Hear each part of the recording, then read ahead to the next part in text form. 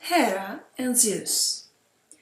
One day, Hera was sitting alone on the edge of a rock by the sea.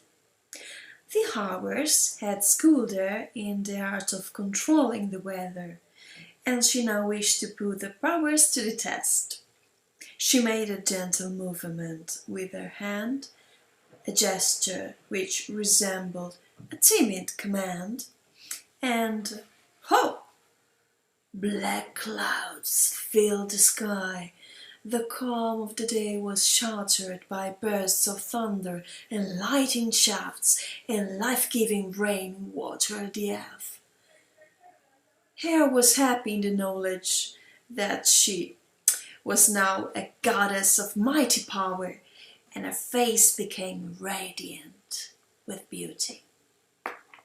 At the moment, an eagle appeared, winging its way toward her.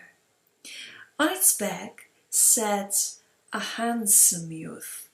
This was Zeus, the god who would one day rule the heavens and the earth.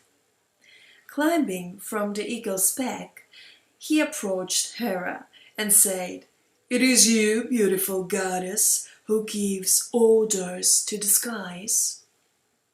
"Yes, it is I," replied the young goddess humbly. "It is an art taught me by the Hours. I love the sky, and my dream is to become the queen of the sky," said Zeus, who read her thoughts. "Climb with me upon the eagle, and I shall take you to Greece, and if you wish, you shall become my wife."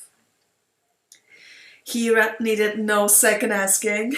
She had already decided to become Zeus' faithful and devoted companion. She knew that it was to him she owed her freedom, and she knew his brave heart. So she joyfully took her place beside him upon the eagle. Soon they were waving farewell to the Hours from on high. The goddesses had seen all that passed between them, and now, with tears in their eyes, they wished all happiness to their beloved Hera and her companion. The eagle swooped in a great circle over the Hesperides, and in the last farewell dance to the land which had raised Hera to womanhood, and then smoothly but swiftly get wing for Greece. Seated happily at Zeus' side, Hera had scarcely time to realize it before they were over the land of the Hellenes. And now she gazed down, as if entranced upon the country which had given her birth.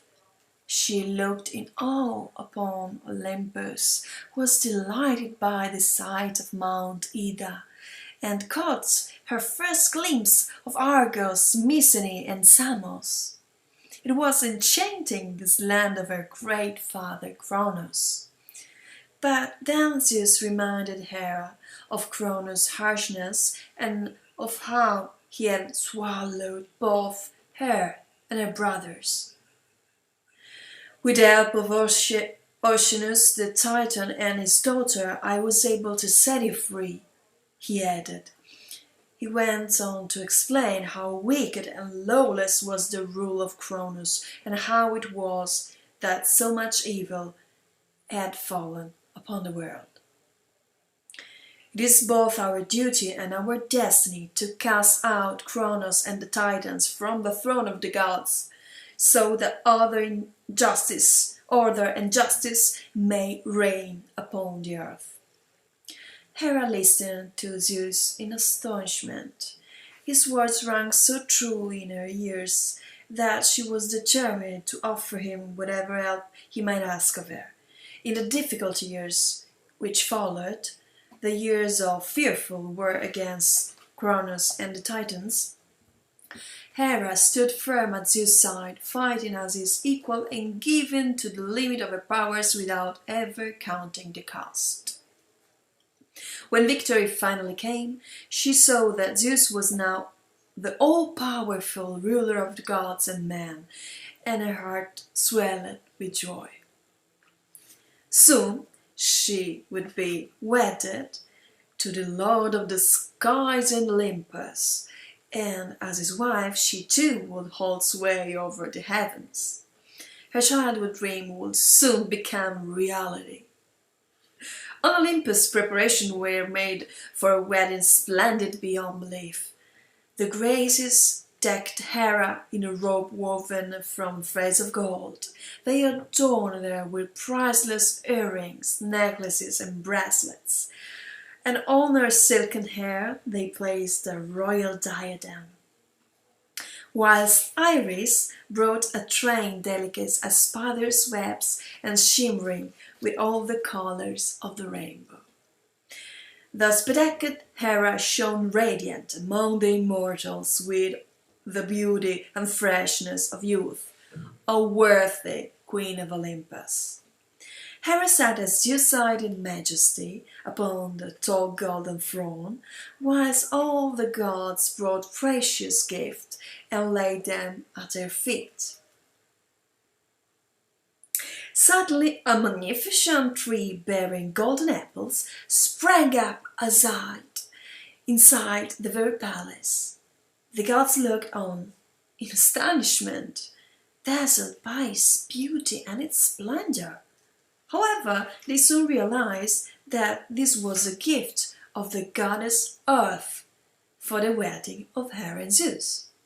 To please Hera, the hours brought the most beautiful spring day and light. Cool breeze wafted the fragrance of flowers among the carts of Olympus. In her happiness, Hera felt herself wrapped in the sweet strains of heavenly melody. In her ears there echoed the music of gods. It was the Muses and the Graces and all the immortals of Olympus joined their voices in praise for the mighty couple. It was Apollo with his lyre, Hermes with his flute, and winged cherubs with their pipes and horns, a torrent of sound, all of incomparable beauty. Soon the melody was taken up by other voices beyond the bounds of Olympus. It was sung by the Dryads in the forests, and by the nymphs and the Oceanids on the river bank and seashore. Now the music of the gods re-echoed to the farthest reaches of the earth. Zeus and Hera came out of the palace and listened in wonder. The other gods followed them enthralled. They walked forth upon clouds of many colors, forming a heavenly procession which moved onwards over mountains and seas.